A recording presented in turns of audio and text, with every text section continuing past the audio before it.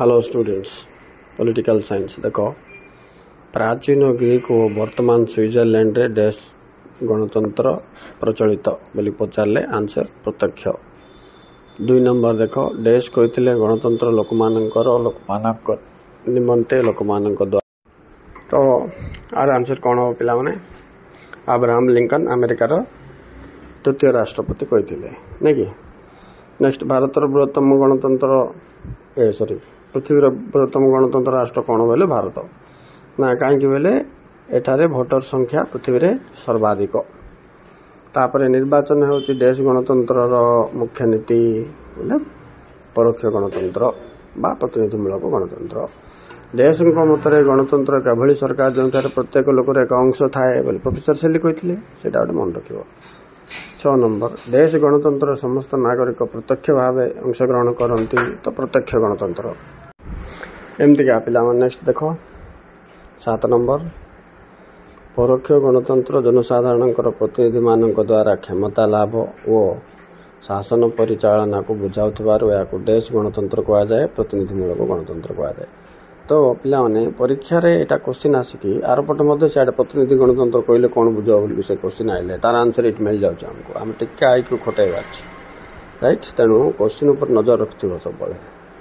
Next देखो प्रत्यक्ष गणतंत्र माध्यम गुड़िक बा उपादान गुड़िक कौन कौन बा साधन गुड़िक कौन कौन 3टा जाक पदर आंसर गुटेका गणमतामत ग्रहण गणोद्योग प्रत्याहार। नेक्स्ट जीवा गणतंत्र कहले devices of direct democracy English रे referendum plebiscite and recall referendum initiative recall plebiscite.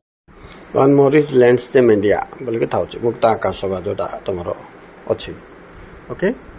तापर देखो पिला माने तुमर 10 नंबर गणतंत्र शब्दटी 2टी ग्रीक शब्द डेस और डेस बोले डेमोस एंड क्राटोस रानित यार अर्थ डेस और डेस बोले लोक माने हो क्षमता ओवर। नेक्स्ट जीवा 11 नंबर भारत रे देश गणतंत्र प्रचलित तो परोक्ष गणतंत्र ऑप्शन रे जदि अप्रतिनिधिमूलक देथिबो बेले प्रतिनिधिमूलक गणतंत्र भी लिखि पारिबो ओके। नेक्स्ट 12 नंबर टा टिके मन देख सुनो मु कोन कहूची गणतंत्र सफलता पाई केउ शर्त अधिक बलिष्ठ अटे। देखो ऑप्शन कौन देछि जागृत जनमत अर्थनैतिक समानता क्षमतार विकेंद्रीकरण उपरोक्त समस्त। तो ये उपरोक्त समस्त आर आंसर हम किंतु मु तुमको कौन ट्रिक दूसरी बोले पिला माने ए क्वेश्चन एमती थाए कि आरपटे से पचार आ गोटे क्वेश्चन भारत में गणतंत्र सफलता पाई आवश्यक शर्त बा उपादान लेख बोले ये 3टा ऑप्शन का नहीं कि तुम 3टा पॉइंट कर दे कि लिखिपार पिला माने। तेणु presence of mind cool mind exam रे बहुत इंपोर्टेंट केते परिश्रम कलो सीटा नहीं ओके। नेक्स्ट 13 नंबर क्वेश्चन देखो नक्सलपंथी आंदोलन देश दिन प्रथम आरंभ होता है यहाँ गोटे मन रखता पिला मे 25 1967 ओके। अच्छा तापर जीवा अन्य क्वेश्चन कौन अच्छी। नेक्स्ट क्वेश्चन देख पिला 1 नंबर क्वेश्चन देख पिला कौची राष्ट्रर समस्त क्षमता एक सरकार पाखरे केंद्रीभूत होइथिले किंबा कौन सी राष्ट्र रे एकमात्र सरकार केंद्र सरकार होइथिले ताकू देश राष्ट्र कहा जाए ऐकिक राष्ट्र कहा जाए राइट। सेमतिका 2 नंबर देख आ सब पुरातन ऐकिक राष्ट्र पृथ्वी कोटा पिला इंग्लैंड यहाँ गोटे परीक्षा पड़ता। 2 नंबर देख देश राष्ट्र रे दौत सरकार परिलिखित थाए केंद्र सरकार और राज्य सरकार मध्य क्षमता बंटन होता है।